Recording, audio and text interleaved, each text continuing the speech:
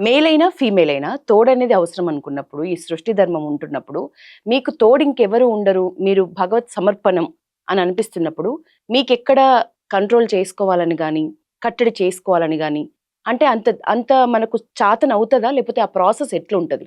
అయితే నేను చిన్నతనంలోనే నాకొక ఏందంటే నేనొక అమ్మాయి లెక్కుండాలి. నేనొక ఓకే. అమ్మవారి లెక్క కనిపియాలని ఒకటి దృఢ ఇష్టం సంకల్పం, ఉండేది. ఇష్టము, ఒక సంకల్పంతోటి నేను ఇలా ఉమ్, ట్రాన్స్ వుమన్ లెక్క నేను చేంజ్ అవ్వడం జరిగింది.